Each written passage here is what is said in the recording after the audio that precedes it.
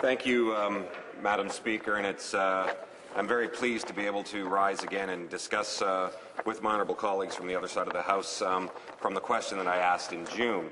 And Madam Speaker, we're starting off. Let's look at a report by the Certified General Accountants Association of Canada in July of this year that reported that total household debt in Canada had hit $1.5 trillion.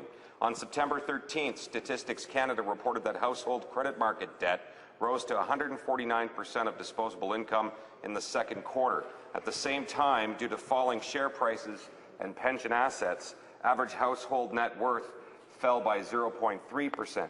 Madam Speaker, Canadians are feeling squeezed in every direction. As savings disappear, credit becomes both more important to families and more dangerous, both to individuals and the economy as a whole. Because of this, we need comprehensive legislation designed to protect Canadians from the predatory practices of credit card companies and some banks. Far too many Canadians sign up for credit cards with low introductory rates, only to see their rates soar once the period ends, Madam Speaker. Too many students and low-income Canadians are aggressively pursued by credit card issuers and end up taking out debt that they are realistically unable to repay. And far too many Canadians are charged excessive fees and penalties for paying their balance a few days late or a few dollars short. And it is not only consumers who are being gouged by credit card companies and some of the banks.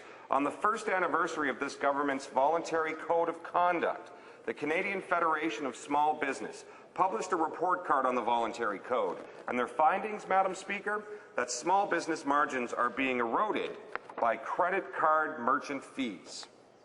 In fact, Madam Speaker, the Competition Bureau has already ruled that Visa and MasterCard's Honour All Cards rule, which forces small businesses to accept higher-cost premium cards, is anti-competitive. It is time for the government to act, to protect consumers, to protect small businesses, and to protect the Canadian economy. Just this Tuesday, Madam Speaker, the Finance Committee heard from the senior private sector economist who pointed out the precarious situation of our economy. Douglas Porter, Deputy Chief Economist at BMO Nesbitt Burns, said that there is a 35% chance of Canada entering a recession in the next year. We need to ensure that the government acts now to ensure that consumers are protected in case the worst happens.